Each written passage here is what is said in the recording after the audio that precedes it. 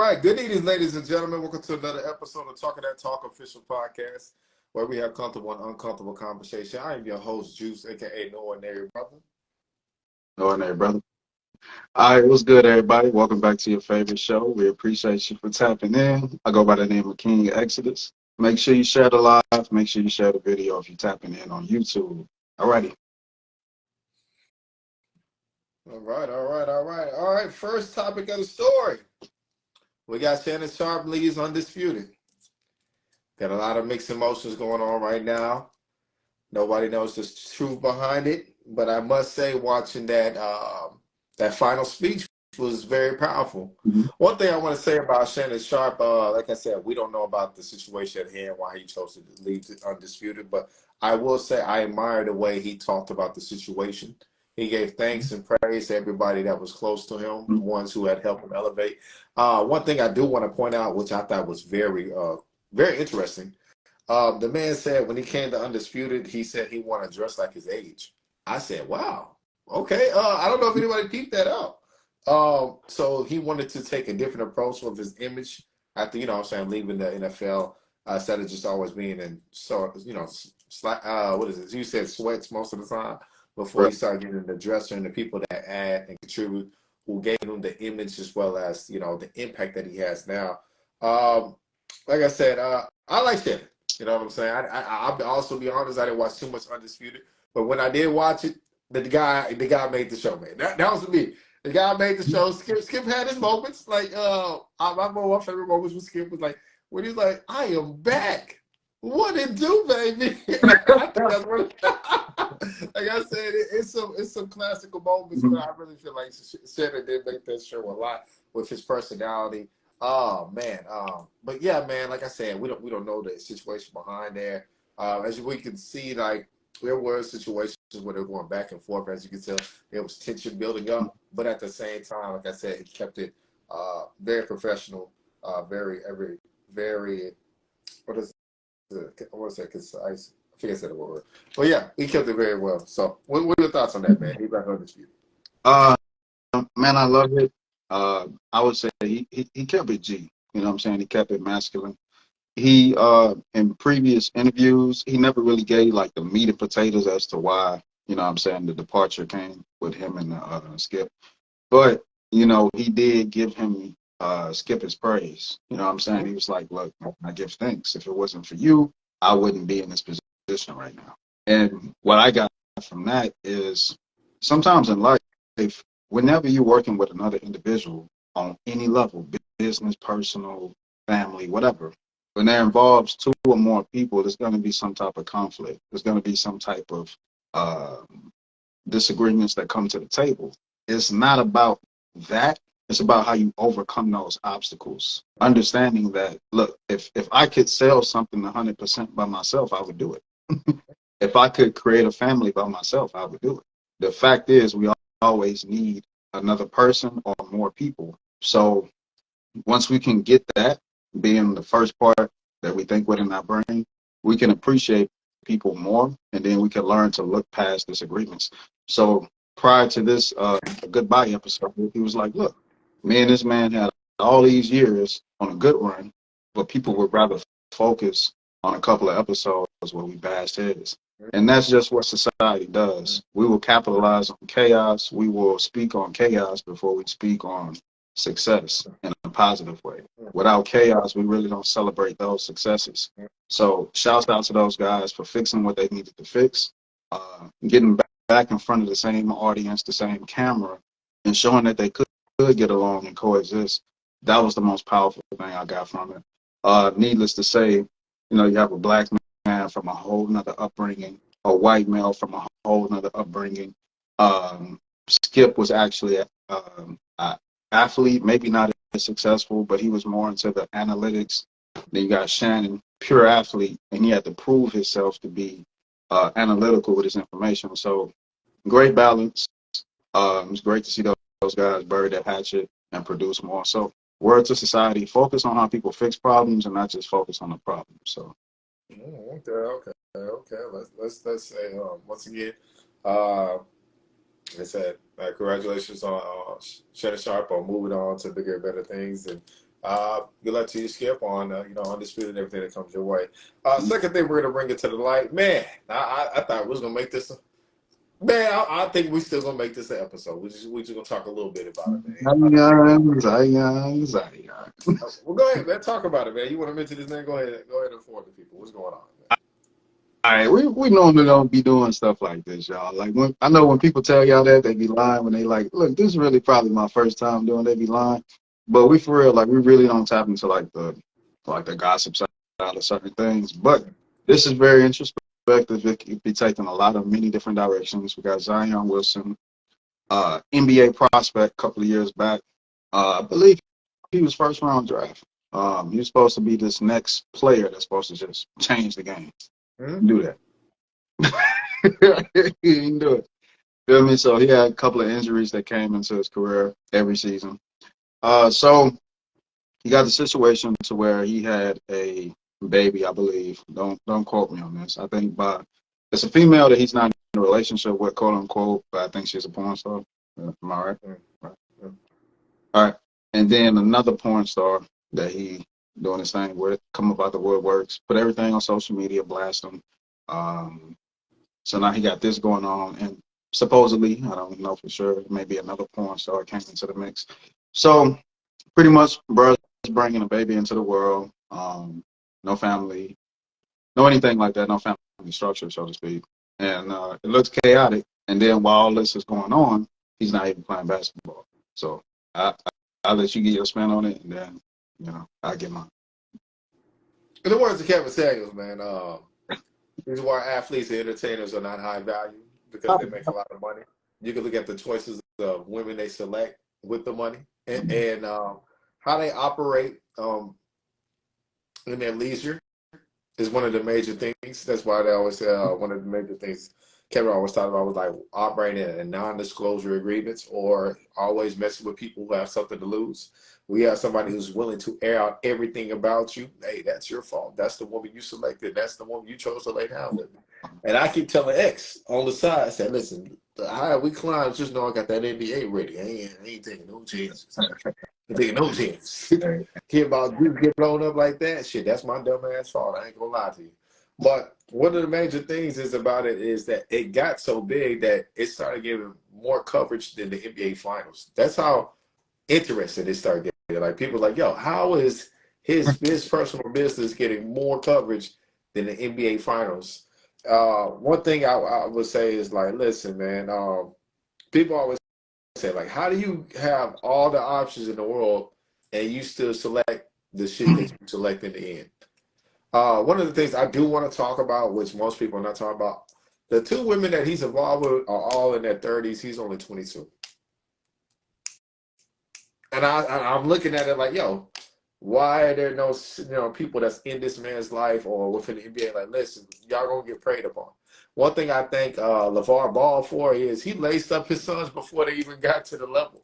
He sat them down. There's a famous episode. He said, listen, I'm sorry to tell you this, but look, finding women like your mother is going to be very hard. You're going to be surrounded with nothing but those.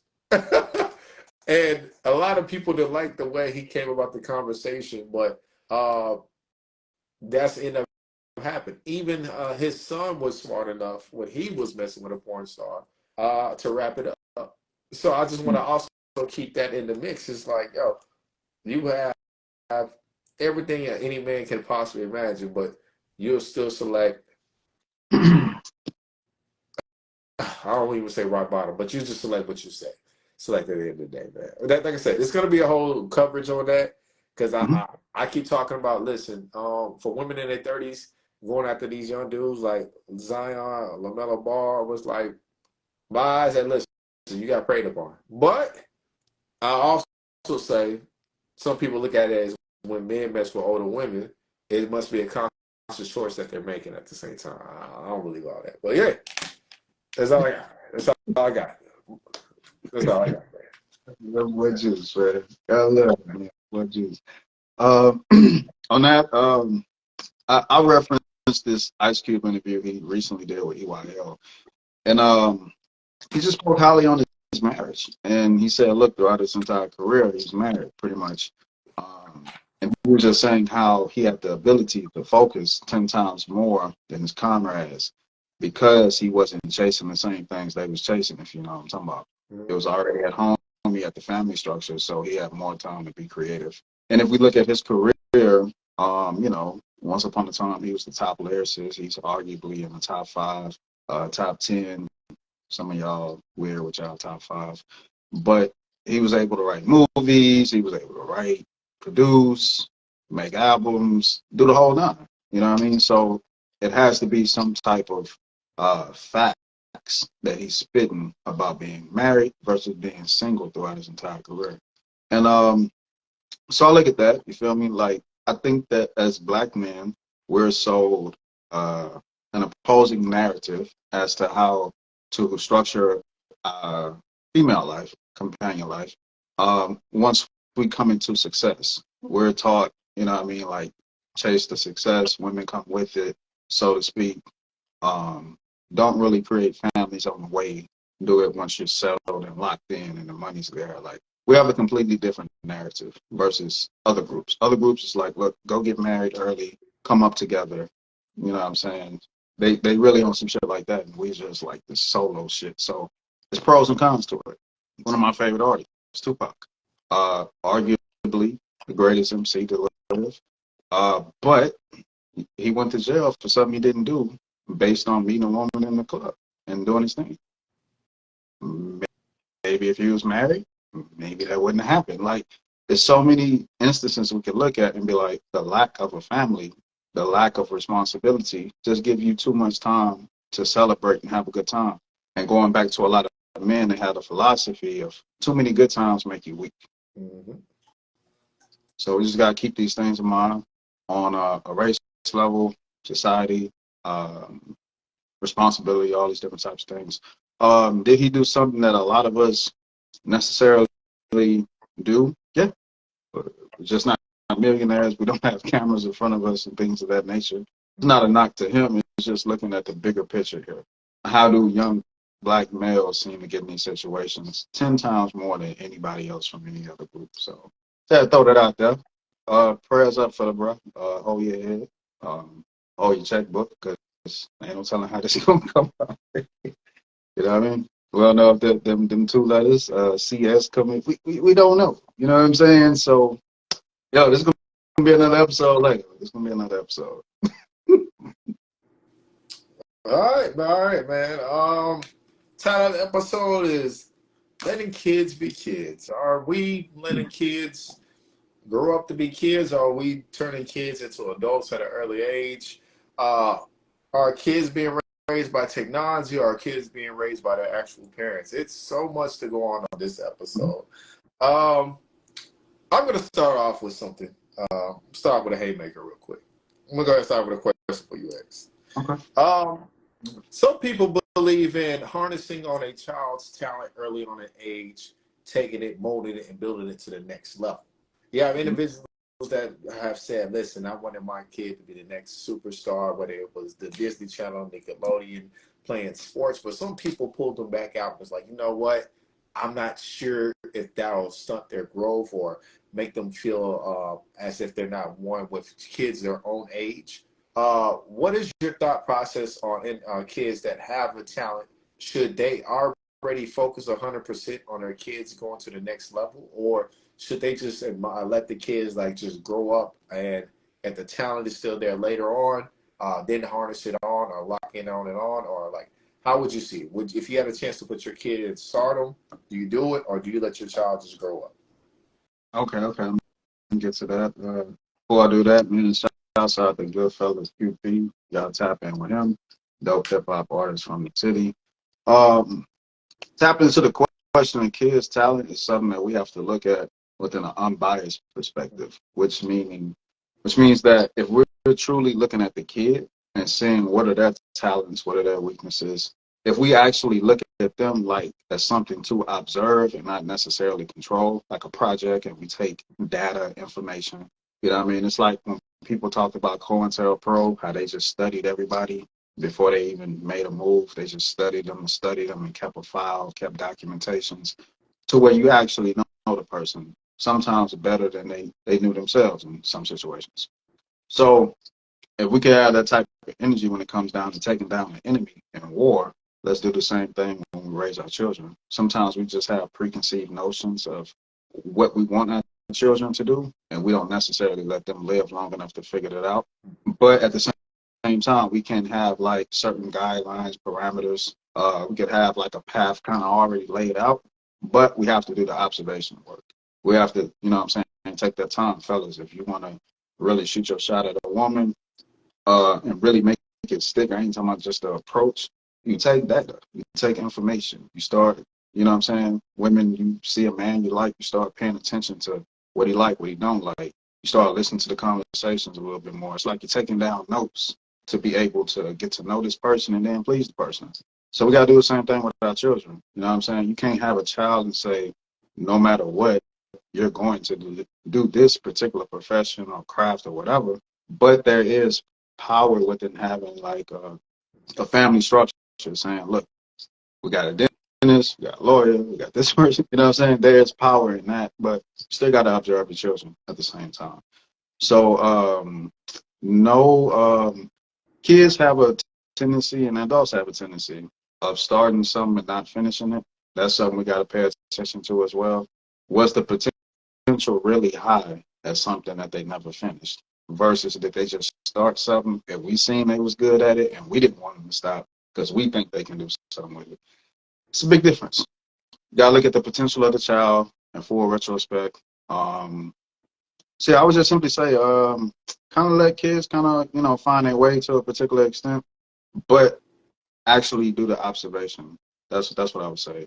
To dumb it down, you have like, let's say I have a son and I say, no matter what, I'm obsessed with this NBA player. I play basketball. Your grandpa play basketball, so I'm gonna put a basketball in your hand. You started picking up a football. I'm steady. No. Put this ball in your hand. You know what I'm saying? I'm steady trying to do basketball drills with you, but you're steady having a gravitation towards football. So you're still gonna be an athlete, quote unquote, but you're just picking up a different sport. So it's kind of like a 50-50 thing. I can't lie.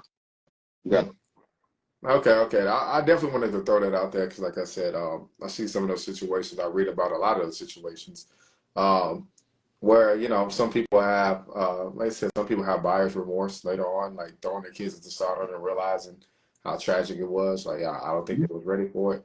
Um, one of my favorite things, TV show wise, I'm gonna be all over the place. It's still gonna deal with kids, people.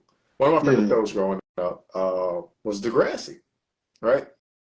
For those of y'all don't know who Degrassi was, it was a school, about a school in Canada, where Drake, R.B. Graham, was known for the TV show. But one thing I admired about that show was, man, like it was really raw and uncut. It was a lot of stuff like I was just like it's as if you watched that series growing up, you literally grew up with the show. Like literally, when it was in middle school, you was in middle school. But as in high school, like it's like there was factors that was coming in place where, of course, they're acting, but it's like real life scenarios at the same time. You can see people getting pushed to do certain things, whether how the parents was acting with the kids, drug abuse from different parents, traumas, forcing it. Man, listen, that show will teach you a lot, right there. Um, do you? I would say, do you feel like TV shows, for instance, have an imprint on how kids are getting raised as well? Like I said, I brought up the grass. Like I literally grew up with that show. Man, that's a great question. Great. When we grew up with, I'm 31, Juice. I don't know if you want to say age. But anyway, 31. I don't know, man. I don't know. Some people get sensitive about it. But I grew up watching shows in the 90s to where you had black families. You had families. You know what I'm saying? It's not just black. But you seen comedy. You seen families go through obstacles. They fix it. You seen them raise their children. You seen everything on as in a family perspective. On TV nowadays, that's not really the case. You know what I'm saying? The entire structure of that is different. So that's very critical. sometimes the entertainment world is more aggressive with than raising your children than you are, even if you're an aggressive parent, because entertainment is just something as Americans, as humans, we do 10 times more than none, right? Everybody has a cell phone, everybody got a TV. You know what I'm saying? I do certain tactics to where I don't put a TV in the bedroom because I just want the bedroom to be a place that I'm either relaxing or thinking. Mm-hmm. I need a TV in certain rooms that I feel like I need to be entertained in that particular fashion because I like my entertainment in the room. That's another story. But anyway, so you just really have to be mindful of the entertainment that our kids consume. We have, there's no knock to the community, but we have a lot of more sexual preferences on TV than what we used to watch when we were children. You know what I'm saying? Everything was one way. Now you have a multitude of things of that going on every TV show, every commercial, every movie, to where we got Disney, everything, to where we got to have conversations with kids we never imagined having just from watching TV or taking them to the movies to see their favorite superhero. We got to have all kind of sexual conversations like, all Mm. right, uh, yeah, we doing this. You know what I mean? We're doing that. So Okay. what we see on TV is very critical. Some people are very egotistical and arrogant to where they can feel like it don't matter what my kids see on TV, listen to in the music. I'm still a parent, and what I say, yo, that's trash. I'm sorry, it's trash Hey. because your child's not the only child that's consuming these products. They're going to be in a multitude of other children and other adults that's consuming this content, Mm. whether it's positive or negative, and you have to deal with the byproduct of that. Even if you're sending out a good product that's focused, laser sharp, you know what I'm saying, positive thinking, a leader, not a follower. So these are some of the nuances of parenting that we really don't tap into until sometimes we get older and more progressive within that. But yeah, TV is critical. Some people take it so far to where they don't allow their children to watch certain things on TV or listen to certain types of music. One thing we both praise Cardi B about, look, she can make the most derogative music in the world, but when it come down to her baby girl and her children, she's gonna make sure they don't consume those products. So it goes back to parenting. You know what I'm saying? Um, one place I could take the conversation with letting kids be kids is maybe I'm old school. I ain't that old, but I believe it's a dress code and an attire to being a child. I do. I don't think little girls should wear clothes to where it's a little too, it can be sexualized, it can be a little bit too revealing, too grown. You know what I'm saying? I don't believe little boys should dress, some of these people be having their little boys, with their pants sagging, draped up in jewelry, like just nothing wrong with it to a particular fashion. But yeah, like that's not the play. Like we should dress our children as children, let them be children. Let them learn how to express, their age, their personality, still within a safe place for being a child. So I'll let you tap in on that about the whole like how people let their kids dress. Oh man. I do believe in structure. I'm gonna always say that. And you ever talk to Juice 101? I always preach out I'm a structured person. Um, Dress code should always be an importance. It is very well, should be always important, but also it should be something that's within the how, how do you want to say it? I believe you want to send out the right message. That's for me with connections when it comes Right. to the appearance and apparel. One thing I feel like it'd be interesting when it comes to kids attire. And listen, give them a day to attempt to dress themselves, right? Mm. Why do I say that? Is because when you give a child a chance to dress themselves, you get the imagination flowing, right? You know what I'm saying? That's one of the best things that you can ever do. Like I remember one time, one of my homeboy's sons, man, he had on like, that man had on a button-down tie Mm. with some, he had a button-down tie on with some basketball shorts with some combat boots. I was like, "Yeah, what are you doing?" He's like, "Hey, listen." He said he wanted to dress himself. Well, he's let him dress himself. yourself more Hey, confident. I'm Hey, petty. I'm a little, yeah, You be laughing like, like yo, this. man, what's going on, man? Like, I just walked through, looked like he went in there with with a blindfold on. Like, yeah, I know this feels good. But it was funny to me because he was like, listen, let the kids be kids. You understand that they're going to do things that they feel is okay and natural. Now, Mm, how you redirect them is the most important thing, mm, right? So that's why I like what he was saying in that particular moment. Like, listen, they're gonna do things that you're gonna feel like is weird or unnecessary, but you still got to remember they're still just a child. mm, It takes mm.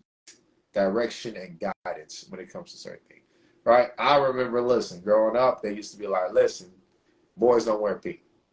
Uh, I got older, it was like, yo, pink for players. I was like, yo, what just happened? yeah, Yo, what just happened? Like, I listen, listen. that I could have been wearing. Hey, man, things change over time. Like, it's that's why I said, like, with being a child versus getting older, the perception always changes of things and how you was once raised, or you got the freedom to do certain things. You realize all of a sudden there's a certain standard that's getting applied to you as you get older. So Mm. I find that interesting when it comes to apparel. Also, when it comes to these girls, man, I don't want to see no makeup. I don't see no makeup. I don't want to see. I don't want to see shirts above the belly button. I don't care. Go to the pool. If you're going to the pool, cool. All that extra stuff. Like, nah, man. Like, listen, keep yourself covered at all times. Hey, that's just me. I can care less what y'all say. That's just me. Yeah. A long time. I'm looking at things. There's been moments and viral moments where you have certain like little girls that are dressed a certain way, and people like, "Oh, is this appropriate? This is inappropriate." And I'm looking like, "Bro, what the?" I was like, when people's like, "Oh yes, she slayed. Yeah, look at the baby. That baby like 4 years old, looking like a grown woman. Got weave and everything. Y'all put weave down to kids' lower back at like 5 years old. I don't understand where is this coming from." Yeah. But yeah, that's just me, man. That's just me. I don't want Hey, to. nah. Oh, hey, we're gonna stand on that. We're gonna stand on that. We've never seen little girls dress the way they dress nowadays. No, bro. It's crazy to me. Like some things be throwing me off, right? Not the other, yeah. And there's always, I feel like, look, if the only way we know how to allow our children to express themselves sexually is to dress in a more of an adult fashion, we really don't know what sex is, and we really don't know how to teach our children to tap into that energy or express their sexuality and sensuality the way they need to do so properly, right? And not to say too many words and confuse people, you know what I'm saying? It might went over some people's head, but if we think that children doing adult things as being expressive behavior, then we need to learn better ways on how to express ourselves so they can learn how to express themselves properly. Everybody got a place, Mm. you know. Your your house pet got a place. The people in the house got a place. They have, you know. I don't know. A lot of people don't believe in gender roles, but that exists. You know, everybody got their place, right? Once we allow children to step outside of that boundaries, outside of that world, now we're adding to the chaos and the confusion. So there's always growing up as a '90s baby, we were told that like when you're 16 you can do this, when you're 17 you can do this, when you're 18 you can do this. When you get Now the driver license, when you get the out the house, you can get out the house. we're crucial. Again, Yeah, crucial. like, but you're still in the house. You're like, God damn, I can do all this stuff. But there was a need. There wasn't a need to rush. Sometimes people rush their children out of their childhood by forcing experiences on them, quote unquote. Um, that'll be my next thing is the whole phenomenon with adult energy. I look at it like if I'm talking to my daughter and I'm like, look, I'm giving you game. I'm gonna tell you about the dating world. I'm gonna tell you about men and women and how they coexist and all these things. I'm gonna give you the game, which means I'm gonna give you not just everything based on what I experienced. It's gonna be things that I observed, things that I've seen, things that I studied. You know what I'm saying? Maybe some things I mastered, maybe some things that I didn't. But I got to give you the good and the bad. But I'm giving you game. But I'm not giving you a definite reality because this is what I calculated throughout time, both positive, both negative. I can't make my presumptions on everything in the world in a dating perspective yours. Now I'm, you know what I'm saying? Even if I mean well, I'm doing bad because I can't make you me. I can't make you see dating the way I see dating. You may have a different reality, but I still got to give you the statistics. I still got to give you the information. I still got to give you, quote unquote, the game. So sometimes we can dumb it down to a level of where a woman can have a daughter. She could be a single mother. She raises her daughter to not really trust me. She tells her everything bad about men, not too many goods, not too many things that's positive, right? So now that little girl grows up thinking she's in an opposing force. Men are the enemy. So I got to manipulate them like this. I have to be this way to avoid this, right? You think you're giving them the game, quote unquote. That was only one side of it. There was no good within that equation. So that's what I'm talking about. That can make a little girl or a little boy grow up thinking, hey, uh, the whole philosophy, bitches ain't shit. You know what I'm saying? A young guy could have never experienced any heartbreak, but he was trained, yo, bitches ain't shit. You a sucker if you settle. Then we got the red pill community, the simping. We got all this going on. That can make a young male say, look, hey, fuck it. I'm going to be dolo for as long as I can be. So, not to be too long-winded on it, but what's your perspective of people taking their children out of the adolescent thinking space and pushing them into that adult thinking space prematurely?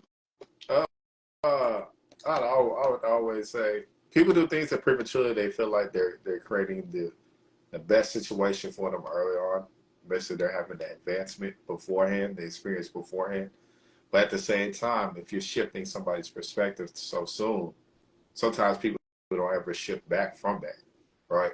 Just like we said, like the faster you somebody jump off the porch, I don't know how you gonna get them back in the house after that. I don't know how you'll get them back in the house after that. Like it's true. It's over from that point, really. It's very rare that for instance, what you're saying. I was just watching the whole thing over there. Was it Scare Straight? When they used to take the little juvenile Okay. kids and stuff. Okay, listen. They end up doing studies over that, trying to prevent kids from being criminals. To understanding that people that participated in that program, some of them still became criminals later on in life. Some of them even Mhm. became better criminals. Some of them actually got killed before even being grown. So the things that you're trying to prevent or teach them ahead of time, you don't even know if it's actually going to fuel them the right way or the wrong way. So Right. I was literally diving into that subject earlier today while I'm working. I'm like, whoa, that's crazy. These different scenarios you can type in so and so, and I'm like, wow. So the thing about it is the show had success early on before it got broadcasted the way it did, and they thought by going to the extreme and getting more situation scenarios that it would help people. See, one thing you're doing is you're causing trauma to kids early on. You know what I'm saying? One of the situations, they had an 8-year-old boy, man, 8-year-old boy, man, who they put him in a scare straight tactic for stealing pocket change. And I was talking about these are grown men jacking this little kid out. I was like, bro, he's 8 years old. And I'm like, yo, like you just really like broke this kid's mentality as he got older. So the same thing by you trying to inform them of things that they shouldn't do or should do. You can also fuel a lot of trauma within it real quick. A lot of confirmation bias, a lot of walls, a lot of shit. Another person got to build down and break through just to get through them. And I would also say that's a very dramatic situation. Mhm. Um, I believe in pacing things with age. That's me personally. Pacing things with age or exposure. That's two. Okay, age and exposure, right? Once they get exposed to something, talk to them immediately. You get an answer right, wrong, right? Talk to them immediately. With age, you know when to start bringing things into play, like puberty, for instance. Like, hey, listen, I see you. You got a little mustache, man. You about to go through a situation. You know what I'm saying? Yeah. Women start having a little they go through the little cycle, whatever. Like I said, it's things that's an age and play that you can start talking about. Mhm. However, some people get exposed to stuff early on, and you got to be able to know how to direct that conversation. If you know how Mhm. to be, and sometimes you don't necessarily know how to direct, be with it. I would try to find a way to break it down in the simplest way for a child to understand. Right? Mhm. I still remember when the scenario they thought, I used to watch this cartoon. Oh man, I didn't know where babies came from, man. They used to, I don't know. You ever actually feel like, hey, where do babies come from? You don't really know how to directly answer that question, but at the same time, it's more so like, all right, let me see how I can answer this, or the best way is let in time I'll teach them. One of my favorite things that Will Smith said off Fresh Prince of Bel Air, he was having that talk with what's her name, Whitney? Was that Whitney? I forgot one of the girl's name. I forgot one of the girl's name, but she basically got in a situation where she got a boyfriend and they were talking about sex, and he said, "Listen, you don't need to be thinking about sex until you get a driver license." And it made me laugh, but I was like, "Okay, that's a way to stir that in a different direction." Mhm. But like I said, but something's already getting talked about or presented in front of them is best. The best way to do it is to be completely honest, especially when they're about that age where people do start having sex. Right. Um, let's do this. Letting kids be kids, effective communication. A lot of times people look at younger generations and they look at their inability to effectively communicate. They don't know how to express their ideas within a respectful manner sometimes. Sometimes they don't just even know how to talk. Sometimes they keep it bottled up. These children are a lot more like emotional and depressed nowadays. I don't know what that's about, but these kids are different. So what I would say is like your kid is a mirror of you, or is a reflection of you and the person that you had children with. But it's also showing you strengths and weaknesses that you and that person share, family members, et cetera, et cetera. So the only way we could teach them how to effectively communicate is if we master that within the same space.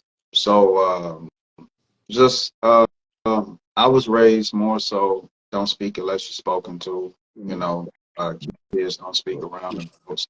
You know what I mean. However, they feel freely to do so. It's a certain way you talk to an adult, and those were positives. You know what I'm saying? Sometimes they could have been negatives because a lot of children didn't get the ability to express themselves at all because adults probably never gave them the floor. So Mm-hmm. that's what I'm trying to say. You always have to look at how you were raised, and don't just raise your child that way because you was raised that way. Actually, put it on the whiteboard. You know what I'm saying? Actually, put it up on the scale and actually look at every perspective of it to see if you can make improvements, edifications. So children should be able to express themselves, but they still have to get the respect factor. You know what I mean? Like I said, I'm old school. I like the fact that kids have respect for adults and elders, but I also don't like it when kids get too like shunned away from expressing themselves in totality to where they don't know how to do it. You know what I mean? The only thing they know is how to be quiet. So we just have to find the perfect balance in that. But at the same time, a lot of people will preach to their child and be like, look, don't throw temper tantrums. You know what I'm saying? Stop crying. But then as soon as you go through something as an adult, they see you throwing temper tantrums. You're just doing it, you're not crying and throwing things around because you're not a child or a toddler no more. But instead, you're arguing with people. You know what I'm saying? You can't go nowhere without having a confrontation. They hear you having phone conversations with people where you're cursing them out. So you can't be around here cursing people out, yelling at people, having beefs with your family members that's unsolvable and all these things, and you know what I'm saying, and still tell your kid, hey, don't be angry, don't throw stuff, that's bad, don't have temper tantrums, that's bad. It's a conflict of interest because they're saying one thing and you're saying another thing. So that's what I would bring to the table. We have to be careful about how we teach them how to express themselves and effectively communicate. Um, One thing that I'll throw in before I give it to you, even in the dating world, what I'm seeing is a lot of times um, what I've noticed just from observation, I've noticed a lot of times little girls will get very emotional, and things that they do in an emotional state, people don't sit them down and have that full conversation with them. Okay, yeah, you're a female, you may be a little emotional, but this is a better way of channeling that energy. This is a better way of doing this. You still shouldn't do this, do that. Um, what I'm trying to say is the things you're allowed to do as a child, they stick with you, and then they transfer into your adult life, and it goes to your dating life. I think the reason why a lot of men in relationships and they deal with women that just can't really control their emotions and effectively communicate is because no one ever set them down and taught them. Same thing with men in certain positions. A lot of men can feel overwhelmed, overpressured in certain positions, maybe because they was never put under that amount of pressure. You know what I mean? So that'll be my close off on that. Oh man, finding proper ways to release is everything when it comes to relationships. Something you said, I can honestly admit to it is situation with a childhood that carried on to me to even to this very day. I became very nonchalant. People tell you I'm very nonchalant to a lot of stuff. I literally was looking at you. Um, how did that happen, Jonathan? Yeah, I said my real name. How did that happen, Jonathan? Simple. Early on, being raised the way I was very emotional as a kid growing up. Very emotional. I used to cry a lot, man. Like, listen, take my game away, I'm gonna cry. Playing sports, I'm gonna cry. Do something good, I'm gonna cry. I don't know what it was. I'm very emotional as a kid.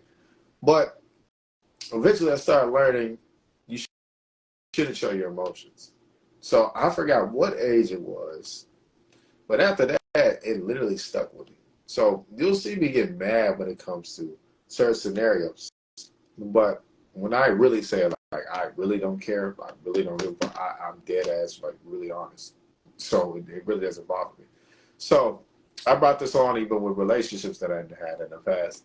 I always said, listen, I don't even know if I would be in a better position or in better relationships had I fought for the relationships. But then again, I really don't just be interested in entertaining things past a certain particular point. Because, like you said, hey, listen, we can work this out if you want to work this out, or if you feel like you're ready to move forward, then move forward. But one thing I don't do is create uh, everything they tell you a man to create, right? Create the environment.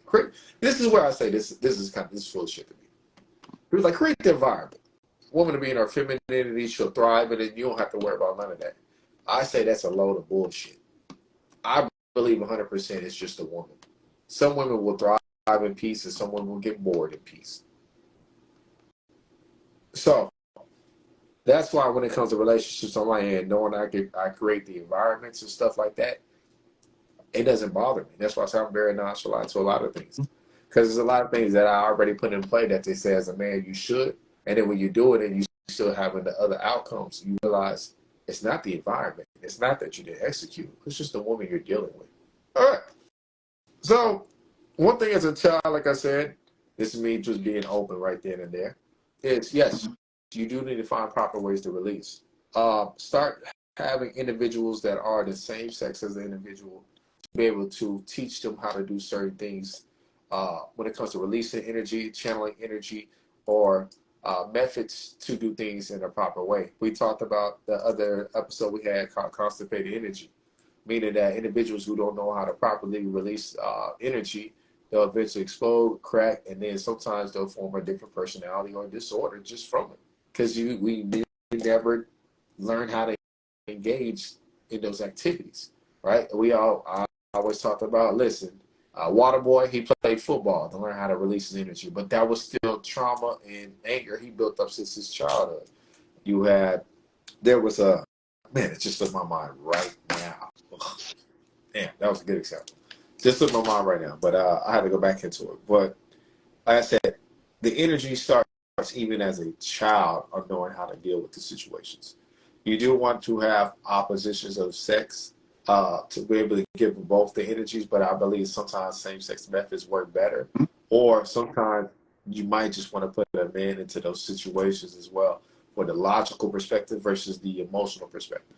That's very I feel like that's very healthy when it comes to situations. Find those relationships with individuals that'll help you out. I have I talk about this to ex. I don't really talk about it. Listen, I got people, kids I mentor on the side. Like they'll call me ages 16, 14, 12, and more so, I'm giving them information on how to deal with the situations being a young man that they're in position that may be in, right? I'm dealing with one kid that feel like, yo, man, I gotta be the man in the house. I'm not even fucking grown yet. And I'm like, listen, I'm gonna be completely honest with you. You're only in that position because you're the man. You're the only boy in that house. So your mom's gonna be looking towards you to do certain things because she has to put somebody in that position to help take care of that situation. So you're going to start feeling weight and pressure, but it's important that you remind her that you're a child force. If you need me to come with you in those situations, let me know. Other than that, like, listen, bro, it gets crazy. Right. Keeping it there, I won't drag on too much. With emotions, a personal thing that I can share, being raised by my mother mostly, I would have situations to where I would want something. I go in the store, I pick something out, and sometimes she would actually go and buy it, but she wouldn't tell me. You feel me? So when I ask for it, and I ask for it, she'd be like, no. You know what I mean? You're not getting it. I throw, I cry, you know what I mean? I do whatever, get a little emotional, whatever. And she just go off, be like, see, that's so sure. You doing all this. I already got the shit, but you ain't even know I got it because you doing all this emotional shit, blah, blah, blah. Needless to say, that was a little bit on the abusive side. But from that, I began to channel my energy more, control my emotions. I did it so well in life, it affected me in a negative space as well. Not just, man, it didn't always work for my favor. I would have instances where I would be dealing with other individuals and they wouldn't really know like how close we really are, or, you know what I'm saying, how much we really tapped in and locked in because I channel so much. You know what I'm saying? I would only show so much. So sometimes those things can work for you and work against you. That's just the whole thing on being emotional. Like I said, I remember my first couple of fights, first couple of times I threw down. It didn't really work out too well for you, boy. You feel me? Yo, somebody punched me in my eye, I cried like a bitch. I was probably like in the second grade, man. I cried like a little bitch. They took me to the nurse, called my mom on the phone, and I'm and she was like, "Look, either you go find that little boy and get back, or when you get home, I'm gonna whoop you." So I'm like, "All right, bet I got choices to make." I go find dude in the cafeteria, lunchtime, boom, in front of everybody, clock him in his eye. He bust out, start crying. I'm like, "Oh shit!" I'm looking at my fist like it's a weapon of mass destruction now. So after that, I got into so many fights in that school. I got suspended. It didn't work out too well for you. Got a little bit too about it, but that was my introduction to violence. So did it come from a perspective to where it was kind of necessary in a sense, but it was kind of pushed. It was a little bit aggressive. So a lot of times within the music, the narratives or, yo, don't be a pussy. Don't, no, peace is weak. That's what we sell a lot of times. The man that turns his back and walked away is most likely the vagina. He's most likely, the person that's not celebrated. You know what I'm saying? But the people that actually go out, always engage in conflict, always act in violence, always do what society says do, those are the people we send rest in peace to because they kept it too real. They kept it too gangster. They kept it too violent. They weren't thinking a lot of times. They reacted out of these emotions. And sometimes the only way we learn how to express ourselves is through negative emotions, violence, sex, drugs. What are the positive ways that we can express ourselves? So that's a reflection of our parents, society, and a whole. Like, if people are rushing towards the negative ways to express themselves, we know we're not doing something right at home. So that's my cap on the whole emotional thing and violence. One thing I would like to say is, I have to learn it. What you handled as a child does not mean your children will be able to handle those same things. You're not your children; they're not you. Some people feel this. If I lived through it and I seen this, I listened to this, I did this, you can do it too. Because you come from me. No, that's not always the case. Then we're not observing our children. They're different. We're not always one and the same. So this is just in a positive perspective, right? But even in a negative perspective, some people pass down those traumatic experiences unnecessarily. Like, you know what I'm saying? it's not saying blind your children to who you really truly are, but some people just overdo it. Look, I seen this go down growing up. Boom, I'm gonna put it in front of you, no matter what it is. Like that's not always the most effective way to parent and communicate. But on the flip side, some people can shield their children from everything. That child grow up, and then they gravitate towards those things because they lack the experience of it. You know what I'm saying? By seeing it firsthand. So there is a medium. There's a way to do it, and it's a way to not do it. It's a balance. It does come with age and time. But like I say, some people just really rush their children to too many negative experiences because it worked out for you in whatever way you think it worked out. So you got it. Oh man. One thing I want to talk about is I noticed I was raised. I'm not pretty sure. Pretty much about your childhood and stuff. Uh, I had friends from every ethnic group. Nowadays, I'm trying to see like, yo, listen, you need to be more with your kind. And I'm like, yo, as kids, I didn't see that. As a child, I never seen race as a certain thing and an issue. But as I got older, I started realizing some people become more race loyal. And and I remember just kind of asking myself, like, when did that start coming into play? Um, Literally, all my elementary friends, I literally had one from, my best friends were literally from every race. Had one white, one Hispanic, had one black, had one Italian, even had an Italian. I had one of every race. You know what I'm saying? But it's like, how do you say it? Is it, would you say it's positive to create your child in a more race loyal basis early on, or could you also see it as somewhat of a negative if you already start telling that individual like, hey, these type of people won't have your best interest later on in life? Um, that's a great question. It's loaded, but it's great. My But bad, my bad, man. I had to break it down like that. I'm just thinking how it can be taken so many ways. I seen a video earlier on IG. There was a white girl walking around. She was tagging black people. Black girl clocked her. She was still walking around, just screaming out racial terms. And I'm like, for a person to be racist, they had to be 9 times out of 10 raised that way. Um, for them to be that stone core hard on it, like to where they live, breathe, sleep it, you, you have to be raised that way.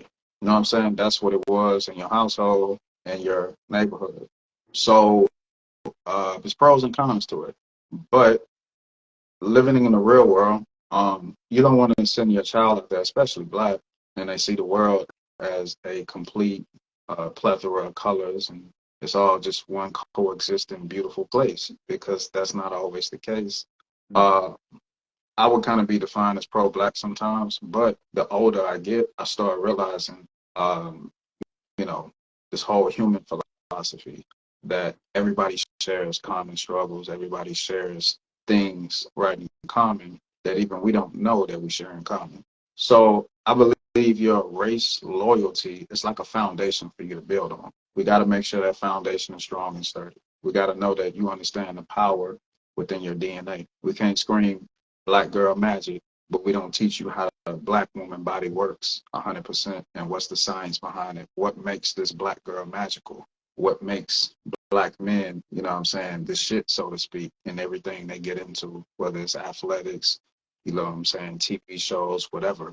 What's this melanin thing? We can't just keep saying melanin popping, but we not actually teaching our children how is it actually popping. So that's just the foundation of knowing who you are. Self-awareness, self-consciousness. Now we can get into the work. Now we can be open-minded to everybody else's struggles, woes, you know what I'm saying, what makes them unique, because we all have to coexist. And I think sometimes that's how people can work in a positive and a negative space, because I could teach you to love yourself so much, I didn't teach you how to love everybody else. I fucked up. You know what I'm saying? Some people cannot teach their children how to love themselves so much and how to love everybody else. You still fucked up, because they're going to go out there in that world and they're going to have, the world shouldn't teach those lessons. The parents should. So yeah, race loyalty is just a foundation. Make sure it's balanced. It's not just coming from a place of hatred. It's not just coming from a superior place and you see everybody else as inferior. That's critical to everybody. Some people, man, you know, they can coexist with different races of people, but at the end of the day, when they close them doors at their house and anybody listening, yo, they tap into the most derogative shit they can say about other groups of people. There's still a superiority issue with them. So where they look down on other groups, even though they coexist. So it's just simply saying that you don't have to um, build yourself up so high or push somebody else down so low to where you can actually love who you are, be it so your ethnicity, race, even your religion. That was gonna be my next thing is oppressing free thinkers. Just because I grew up and I tap into a certain religious thinking or I see God a certain way, don't mean I gotta raise my children that way 100%. I can get them the knowledge and information on how I became, give you information on other things and observe you and see what you gravitate towards. But at least I gave you the information, you know. So sometimes we have this structure set into place to where this household is a Muslim household, this household is Christian, this household is this. There's some pros to it, but there's some cons to it. Because sometimes your children just will not rock with what you rock with. But did you at least enlighten them on these other things? And did you enlighten them 100% on what you practice? So that was my next spill is how people just try to control the way their kids think too much, even though they think they're doing right by having quote unquote structure. So you got it. Oh, well, once again, I'm a structured individual. As I'm saying, I'm a structured individual. Now Yeah, you I do believe in like standard boundary requirements and parameters when it comes to anything I do in my life. I welcome the free thinking. Why? Because the free thinking makes me want to like, yeah, it's got to be my goddamn DNA. You know what I'm saying? You want to be proud of somebody who's already questioning you. Now, listen, I can understand when parts of it gets annoying as a parent. You be answering the same question 30 times. Well, why? Um, I remember there's this saying. They said, ask why 3 times and see how there's a different explanation every time. If a person is still shut down after saying, hey, that's because I told you so, it's because they have nothing more to feed into that individual's mind to give them a better perception of how you think.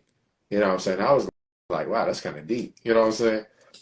Um, Another thing I'll talk about with that is like, listen, you do want the advantage to open up their minds to the fullest extent, right? Mhm. That's why me, I more so am very logical, strategical. I like books that are one way. Hey, this book's about money. Hey, this book's about philosophy. Hey, this book's about documentary. But at the same time, I still let myself rise towards the imagination, the sci-fi. Why? I still need to know how big my mind can expand over subjects and ideas and theories. You want your child to still be like, man, listen, one day I'm going to play basketball on the moon. Okay, cool, woo. You know what I'm saying? You still want to throw that out there, but at the, you want to also harness that energy the best way possible.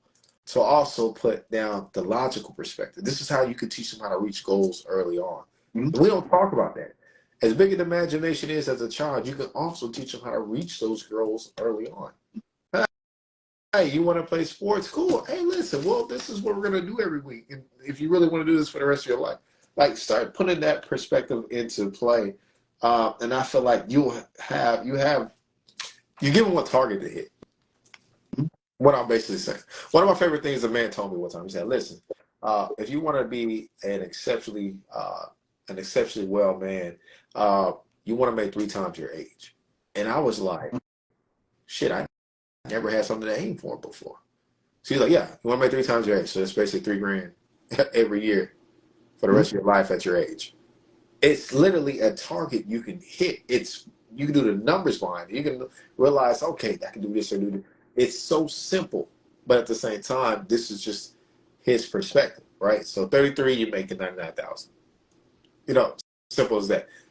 And once you put, like I said, when you put certain things into play, it's so easy to go about there executing. Like you might have a job, make this, but all right, I can work this part time and to make this hit my target market or goal. So I would also say like let the kids be able to question things, but also when they question you, I would also hit them with a question to see how they respond back to it. You know, I got these questions, so I'm gonna still ask my kid. Oh, okay. Well, after you ask this question, so why do you believe you should do this? Like I said, I'm gonna ask why 3 times to them to see how they think. Just like they're gonna ask why to me about 3, 4, 5 times. All right. I would ask you a question like, how do you feel a parent should raise their child? This would be my last thing. I'll get my feedback on it. But how do you think parents should raise their children when it comes to chores and like responsibilities? Oh man, we got rewarded. You know, sometimes people do rewarded when it came to chores. I know I was an individual that was rewarded when it came to chores, but you can do it on a basis as rewarding a pet, or you can do it on a basis as is, hey, listen, I'm teach you things that you need to learn when it's time for you to be on your own. All right, just like people who also be like have this saying like, "Yo, we're about to have a company clean your room." Oh, I didn't know company was going to be in our room. Like, you know, that's a little smart ass remark we would always say anytime those type of situations would happen. But definitely when it comes to chores, I do believe in setting that up in the best way possible. I would say, depending on the age, you can make it fun. You can make it adventurous. You could be strict with it, but at the same time, we know when we enjoy something, we do it at a better level than it is to do something that we just need to be done, right? Let's say you don't want to clean. What gets you cleaning? Sometimes playing the goddamn music. Mm. Or, you know, you want to put a little more pressure on you, be like, hey, let's try to have some company over you. Like, God damn, I gotta hear this. You know what I'm saying? Whatever gets you going to get the objective done, I would also put that into play as well. All right, for instance, I was like, hey, listen, you clean now, you have a better space.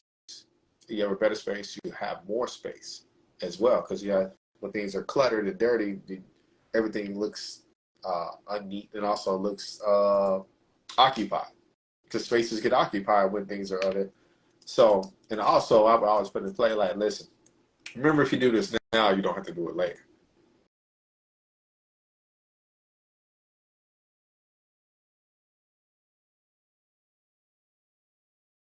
And play like, listen, what if there's a situation where you might want something, right? I ain't got to think twice because I know you handle your business when it came to with your chores and tasks. So I'm already thinking in my mind, let's go ahead and do it. So it's all about how you do it at the end of the day. Uh, yeah, my close off with the whole chores perspective. Um, I grew up in the 90s. Something simple as going to the library. You know what I'm saying? I'm a Houston Public Library alumni. A lot of kids these days don't know what that is. They can just pull out a cell phone, look up anything. You know what I mean? Like we actually had to go to the library, uh, look for the book, bring the book back, check the book out, all this different kind of shit. I grew up cutting yards, changing tires. You know what I'm saying? Doing a lot of different things. So, you know, washing dishes, doing, you know what I'm saying, actually work. Sometimes we look at how comfortable our kids live and look at that as an accomplishment. It's like they have to be prepared for the world. You know what I mean? So chores is something that every child should have to do, whether they live in luxury or not. You know what I'm saying? Like sometimes them just doing that chore is just what they need to prepare them for life. They understand work equals results. You know what I'm saying? But if you get them into a whole world to where everything is free, well, they begin to see the world that way. So I'm all down for generational wealth and making sure our children all experience the same struggles we had to endure, but sometimes they still need to have certain experiences as children so that they can become better people, better humans, better adults. So yeah, chores is very critical. There's always work that need to be done. Um, what I've noticed, just observation, there's no jabs at nobody, but I've noticed a lot of single mothers sometimes be like, look, even fathers, I can't even say single mothers, they will really push the whole chore, right, energy on their child until they become a late teen. And then they like, now it's time. It's like, it's too late. It's too late. Uh, You know what I'm saying? That's something they gotta grow with. Can't just drop it on them at any moment. So some people have the perspective of, look, I'm gonna have you on vacation for as long as I can have you on vacation, and then I'm gonna push you into the real world when you're a teenager. And it's like that's not a good formula. Feel me? So it's just a perfect balance that has to be implemented. A lot of children nowadays are very soft, very lazy, technology, but it's not the technology necessarily, it's how we allow them to engage with the technology. If that's all they know, if your child don't know how to play a card game, Uno game, possibly dominoes, shoot dice, because you never know when you got to Man, shoot that's all they dice. do is play games on the goddamn. Anything, board game, fucking Jenga, anything. If the only thing they know is YouTube and social media, you got a problem. You're not letting them be kids, man. You know what I'm saying? Like they have to learn how to do things with their hands, whether it's fun, whether it's work, whatever. Let them learn how to do things with their hands and get off the technology. But yeah, so you see a lot of kids like that. They don't know how to do anything nowadays. Cook, clean, cooking. I was just asking, how old are you when you learned how to cook, man? Me? Yeah. Man, I was young, bro. I used to watch the Iron Chef competition, the Food Network channel. I used to just get in there and burn shit up sometimes until I learned how to Yeah. cook. I don't Another know. I would have said all right, bro. I'm gonna say like 9. I'm gonna say 9, maybe 9. Just to be fair. I mean, like that's another thing. You look, teach your kids how to cook, do laundry, do things. You know what I mean? To where it's still fun, it's still responsible, but they got to get a taste of responsibility. I ain't gonna be too long winded on that. When it come down to preparing them for the future, let's make sure we do that. Of course, we can prepare our children for the future based on our own personal lessons and what we have learned. But let's use that as motivation to learn more. Feel me? So let's not just teach our children what we believe in or what we already know. Let's challenge ourselves to learn more and teach them more. Step outside the box of your confinement of what you think, what you believe in, learn more and teach more. That's the whole philosophy. Each one teach one, so to speak. So we have to make sure we continue to learn so we can continue to teach. If we teaching our kids the same thing, or even if we just talking to another adult and our conversations never grow and change and develop, sometimes even if we at a high level, we still know we're not growing. So we should always have advancements within our conversations, our knowledge and information. So you got it, man. Okay. Okay. So, like I said, I got these questions. Is what I do best. Okay. When it comes to kids, letting kids be kids, Mhm. I said it earlier. What are some things you feel you will put in perspective from versus exposure versus time? Meaning, like, let's say, hey, listen, 14 years old, I'm gonna start teaching you how to drive a car. What is there something you ever did within a time structure, or want to do in a time structure when raising a child that you feel like is best? Like, for instance, I want to put, I believe in grooming school. Yes, I will pay for grooming classes. Yes, 100%. How to Mhm. be a young lady, how to be a young man. Hey, whatever the fuck this shit costs, you're gonna go in there. It's gonna be, Mhm. it's gonna help you out later on in life. So, let's say they got classes from 8 years old to 12 years old. I definitely put my child in there. So I'm kind of saying, like, what are some things you feel like you might have thought about with an age that you're like, okay, let's put you in this. Okay, let's move you to this. Okay, okay, you're like 14 now. Have you ever been in a fight? Okay, I need you to start doing self-defense classes. Like, is there anything like within a structure you ever thought about within age, or just kind of like, hey, when they're ready, they'll be ready. Yeah. I would say at the latest by something simple as like reading like full scale books that I really, really want like my child to tap into on different levels. It's not just that boo gaga kitty crap 12. By 12 years old, I read like a very thick book that changed my life. And so I would say by 12 years old, we could no later than 12, we need to tap into like real hardcore the things that I read, so to speak. Self Mm. defense is as early as you can move your arms, your body was working on self defense. No pussies in the house. Nobody can't use their body to protect themselves. You know what I mean? That's gonna be something early on. Um, gun range type of shooting things. I think that's something that Black people need to evaluate within their family structure. The correct way, training. We the most untrained people, but the most strapped. So that's something we got Train, to put on but most tape. violent. Yeah. Most violent, but hey. So shit is what we see the Caucasian race do by shit is sometimes they be 8, 10 years old, know how to work a rifle, perfect aim. It shouldn't be let's wait till you 20 to take you to the gun range. You know what I'm saying? This is part of self-defense. So we have the literature space, self-defense space. Look, as early as we can move the body. Let's tap into that. Of course, I think fathers, we tell our daughters, hey, no boyfriends until you're 16, but from Ooh, like all right. experience and You have to get uncomfortable right now. yeah, Oh man, go ahead, man. Go ahead, man.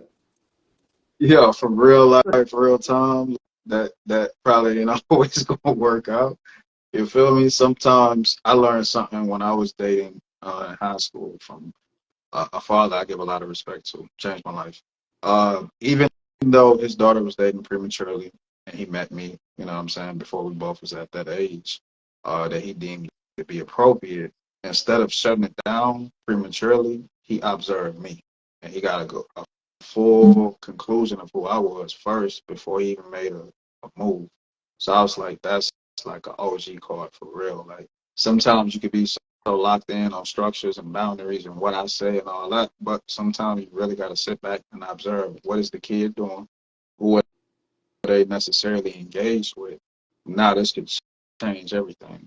So shouts out to that man for teaching me that lesson. I don't even think he knew he was doing that.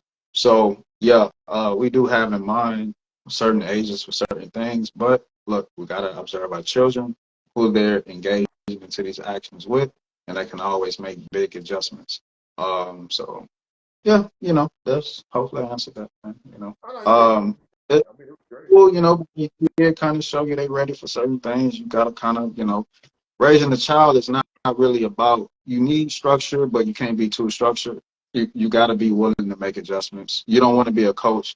A successful coach is not gonna have the same game plan premature for all 4 quarters. Everybody know halftime is where you make the adjustments. The coaches that lose is the coach that never make adjustments. You got Okay, cool. I'm gonna hit you with a curveball right there. mm, Can structure be bad if you only have a child part time? say that again. Can structure be bad for what? If you only have a child part time, Child part time? part time Yeah, versus full time. yeah, it can be because the child can need the structure, but you don't want to like ricochet. You want to make sure you hit on the bullseye. What I mean by that is, if you're looked at as let's say you're the structure and you're part time, that can work for you and it can work against you based on the child. If the child is not really looking for structure, they're gonna put structure on your forehead and be like, I ain't fucking with it. I'm not fucking with it. I'm not open to it. Bruh, crazy, sis, crazy. That's I ain't fucking with that. It don't matter how much they come to me with it. I ain't fucking with it. So you always want to make sure you connect. This goes back to observation and always be willing to adjust. It means nothing if I'm so structured, but I can't decode how I'm so structured and make it applicable to my child. If they looking at it as just something I'm not fucking with, then in that particular space, I failed. Even if the odds were stacked against me, I'm part time, whatever. It's a failure. It's something to learn from and grow from. Case in point, let's say you're the structure parent. Let's say you're too aggressive. Now you put too much aggression with structure, it's not going to stick. You can yell, scream, be firm, talk, whatever. They're going to look at it as things to disassociate with. So now it could be something simple as, look, I'm the part-time parent.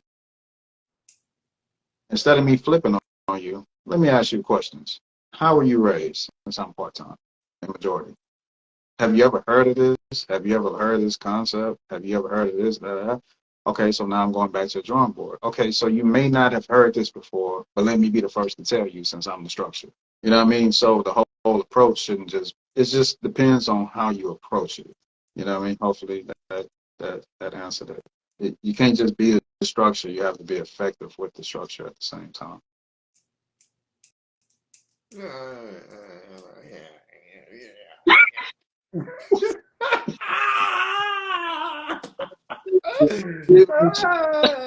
Oh man, listen, man, I love my son. That's just stuff I do, man. That's just stuff I do. But no, it answered it. I like the answers. I did like the answers. One thing I do recognize sometimes is this is why I always throw out the word structure. If you say structure, there's already energy that's placed there within your mind mentally. Mm-hmm. So if you think structure is an aggressive, you already think that. It's just I'm just using a simple word. But one thing you did say that, well, hey, listen, if you're aggressive and you're structured, then they're not going to hear anything because you're active in an aggressive manner. I said that, but in my mind, it still doesn't take away the structure that's in place because if it's just energy, you might negate the individual from what they're saying because you don't like it, but structure is still going to be there regardless if I'm telling you to do something or not. The reason why I wanted to bring up the part-time versus the full-time is because I can look at my scenario, I can look at a lot of people's scenarios where we say, listen, structure wasn't really in place as we grow up. We learned a lot of things as we was going through life, bumping our heads, looking for it, because it was never absolute when it came there. So if I'm looking at, okay, listen, I have the kid maybe on weekends, she got the kids Monday through Friday. What is going to be necessarily bad or what would necessarily make some type of conflict if I put things in perspective that puts it in place for that child to accelerate or to put a discipline within their mind at the same time. So that's how I'm kind of looking at it at the same time. I hear like, some people like, listen, I don't like, for instance, I had a friend that be like, whose dad was military. Like, I ain't like my dad, he was very military, very structured. However, it saved me from a lot of stupid shit I did in my life. It saved me from doing a lot of stupid shit I did. Although it still was put within his mind. That's one of the situations that we had before. I was talking about if you raise more leaders than men, you got to understand men affect men and women. So if you have more leaders, that same child can be the forefront for his friends and examples for his friends of what to put into place just on how he simply raised within the household. So that man can save his own friends from doing stupid shit. So I look at things on a very open basis at the same time. But no, you answered the question well. Like I said, I'm just giving my little spin on it. And I don't know if you got anything else, but if you want to hit you for like, hey, take it how you want to take it. No, I can say one thing. The whole like adjusting the approach of being disciplined and then like putting the medicine in the candy so it's effective. What I've noticed from experience, I don't know if everybody share the same experiences, but let's let's just say it took that much work to reach a child or your child. I think that makes you a better communicative person. It makes you a better human being because it wasn't easy to reach this person. It wasn't easy to pass down structure. It wasn't easy to pass down information, but I had to study that person, reach them on their level, actually see it work in real time. And now they can go on and, you know what I'm saying, kind of, replicate the energy. So now when we go into business, now when we go into dealing with our personal lives, like I said, your children mirror you to a particular capacity, but they're your strengths and your weaknesses. So you can't teach them how to tackle weaknesses if you haven't tackled those same weaknesses as well. So it's a learning process for everybody. If I teach you how to communicate and reach people, I got to study you and reach you in order to teach you that. I can't just tell you the structure. I have to learn how to make it applicable. And certain teachers teach people at certain levels. Like, you know what I'm saying? If you want to go to like, if you want to be militant, you know who to go to for that. If you want to do it like in a corporate type of way, the Godfather got you on that. Like if you want to there are certain people that master certain perspectives of it, but there's certain people that got that charisma to where they could just make everybody, they can teach everybody the same lesson at the same time. So it just really depends on like uh, how dynamic you want to be as a teacher, because that's what you are as a parent, you're a teacher. So yeah, that's all I got on that. Let these kids be kids, man. Let them enjoy their childhood. So, ready to wrap it up? Like I said, we can. I guess the last question I have for you um, is every experience a child having technically them being a kid within their actions? Okay, let me see. I can word this right. Yeah, childlike experiences that you only have with a childlike mentality. But if one is getting shaped faster than the other, is that still part of his childhood when he's interacting with another child? Um, no, hopefully I answered this right. Let's say if it's more than one child in the house, they all get the same teaching upbringing, but they all turn out like totally different. It's not always based on like upbringing, so to speak. But that's why I said it goes back to adjustments. I can't have three kids and teach them all the same. It's impossible. They're three different people.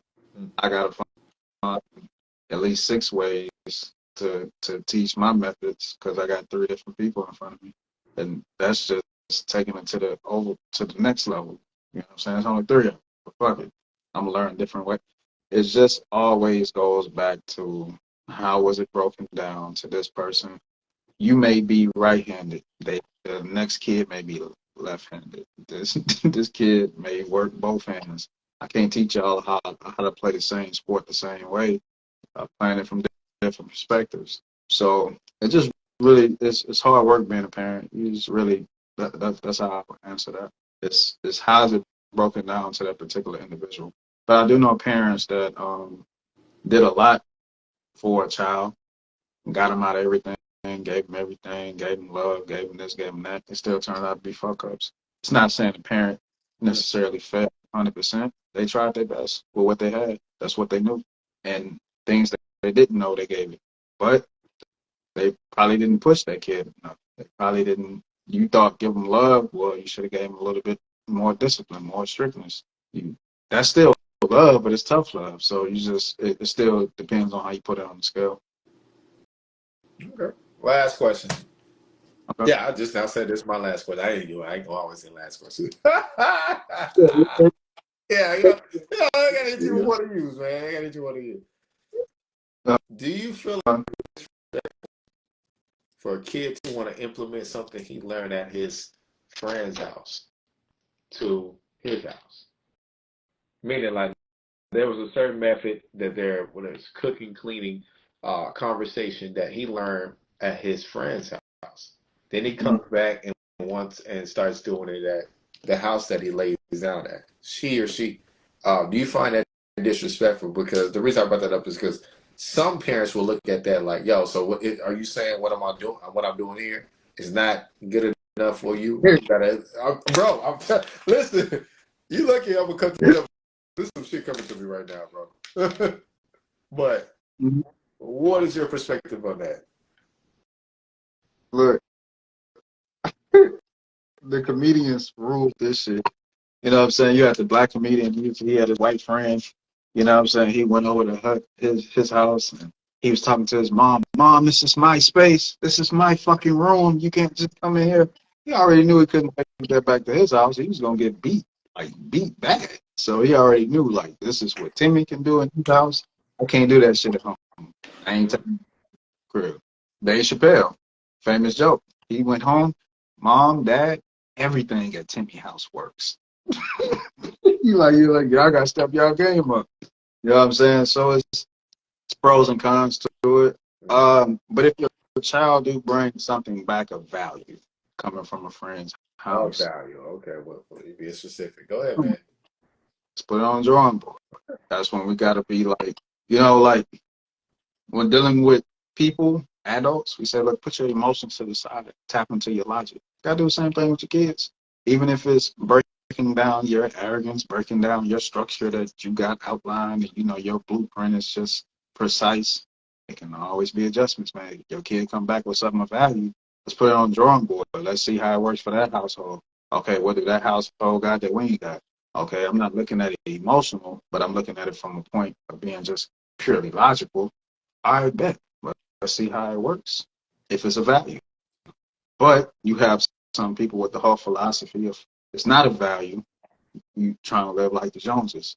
You know, you trying to do what other people are doing, and the shit is not a value. It's not working for you. It ain't working for them. It may look like it's working for them, but you know what I'm saying? People borrow things in a negative perspective, and they borrow things from positive perspectives. Like I said, it's not about competition. It's not about comparison all the time. Uh, Somebody says something very key and critical. They like, look, you could have went to go buy a brand new car for your family, but your next door neighbor went out and got a Mercedes. So your brand new car now it don't mean shit. It's devalued because they got a Mercedes. Fuck the fact you just got a brand new car for your family. So sometimes we just got to really work on what do we bring in. But needless to say, if you can compete on a bullshit level with the next household, you can actually compete with them on a positive level and actually implement positive things. You know what I'm saying? If you're going to go spend unnecessary money to keep up with the next household, let's do it on an intellectual level if what they have is actually a value. So, What? Yeah, that's my question. You know, got questions, man. Got questions. But yeah, we definitely appreciate y'all for tapping in, Talking and Talk Official Podcast. Make sure you follow us on IG. Make sure you tap into the YouTube channel. That link is in both of our bios Hey up man, top. We have a subscribe note. to the channel. Listen, we got a whole blitz going on right now. Listen, we're ready to hit the next wave. We'll be getting the subscribers up. Make sure you tell your mom and grandma, uncle, cousin, niece, nephew. Tell that dog. I know that dog. You know, you probably got a Brian Griffin over at your house. And tell him to tap in on the YouTube too. But it's time to go to the next level. So make sure y'all linking up, subscribing. You know, my name is doing every brother at the top. And that's King Exodus right there at the bottom. Mr. Swole himself. Listen, make sure you follow both of us individuals. Listen, you're gonna start seeing content from each one of us. Give you a better perspective of us individually. Also, things that's gonna be hitting the official page of what we're doing separately and what we'll be doing together. So y'all gonna be seeing some different things take off. Surprises your way. Uh, Strawberry cheesecake. That's what I do like. Hey, Hey, come on. just like some random thing. Like, We appreciate y'all for tapping in. Make sure y'all put this in your group chats. You know what I mean? Put this in your conversations. We like all the feedback and commentary. We out.